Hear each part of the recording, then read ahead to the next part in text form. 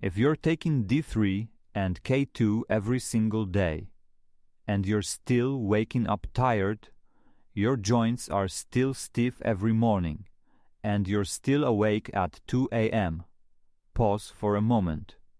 Because the problem may not be your supplements. It might be something simple, that's easy to miss, that many people over 60 make without realizing it. Take Margaret, 68, from Florida. She'd been taking D3 and K2 every morning for 6 months, exactly as recommended. And yet, every morning, she still woke up exhausted. Her hips still ached, and she was still lying awake at 2 a.m., staring at the ceiling. You might be wondering why this is still happening, even when you're doing everything right. You've done your homework. You've read about vitamin D3, heard about K2, and how it helps with calcium. You've been taking them consistently, maybe for months, and still, something just doesn't feel right. Sign number 1. You wake up, but your body doesn't feel fully rested. There's a heaviness, a kind of slow start to the day. This is where timing starts to matter more than most people realize. Vitamin D3 can gently nudge your system toward being more alert. It interacts with the same systems that regulate energy and wakefulness. Melatonin, on the other hand, is what helps your body wind down at night. When D3 is taken late in the day, those two signals can overlap. They don't cancel each other out, but they do get in each other's way. Over time, this creates a subtle pattern. You still sleep, but the sleep becomes lighter, less restorative, and the next morning reflects that. Sign number 2. Your joints feel stiff, especially in that first hour of the morning. Not sharp pain, just a dull resistance. Hands, knees, hips. The kind that makes you move a little slower for the first half hour after getting up. Many people assume this is just age, and sometimes it is.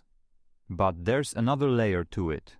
K2 helps activate a protein that directs calcium, moving it toward bones and teeth. When K2 is absorbed properly, that system works quietly in the background. But when absorption is low, that system becomes less effective, and calcium may not always be used as efficiently as it should. That's when stiffness starts to show up. What's often missed is this: K2 is fat-soluble. Without fat in the meal, absorption can drop off quite a bit. So even if you're taking the right supplement at the right dose, your body may not actually be using it. And this is where a lot of people get stuck. They think they're doing everything right, but the body isn't responding the way they expected. Sign number 3. You're waking up in the middle of the night. 2, 3 in the morning. And once you're awake, it's hard to get back to sleep. Magnesium glycinate is often used to support sleep. It helps calm the nervous system and relax the body. And for many people, it does help. But here's what often happens.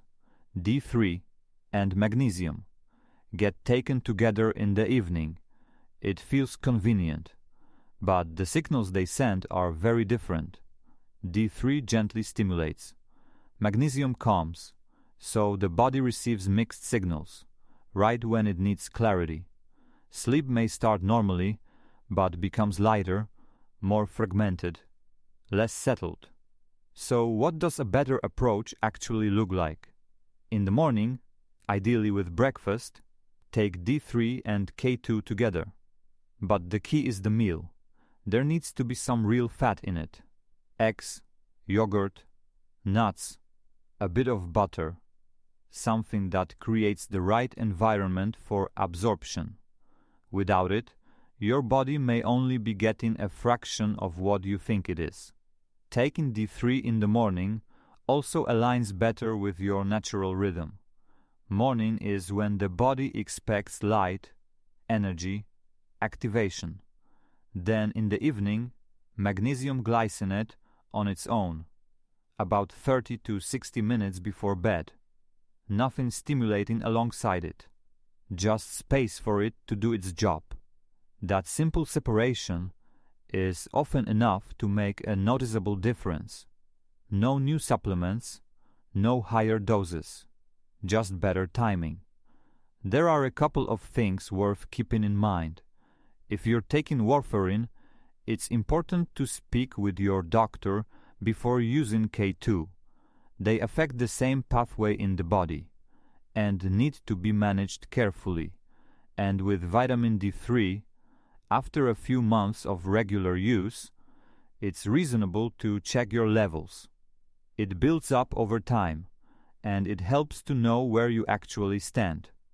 You might also notice something else, quietly in the background. Hydration. After 60, the sense of thirst becomes less reliable. So even something as simple as a glass of water with your morning supplements can make a difference. What this really comes down to is this: the body doesn't stop responding as we get older. It just responds differently. More sensitive to timing, more dependent on the right conditions. And sometimes, small mismatches are enough to create noticeable symptoms. If any of these signs felt familiar, you might try this simple adjustment for a few weeks and see how your body responds. Some people start to notice better sleep within a couple of weeks. For some people, joint stiffness begins to feel a little easier after that. Because these small signals, they're easy to ignore until they start showing up every day. And in the next video, we'll look at one of the most common deficiencies in people over 60, one that often isn't even tested for, and it may explain why supplements haven't been working the way you expected. If you've been feeling this, you won't want to miss that. So if you've been feeling this, make sure you're subscribed.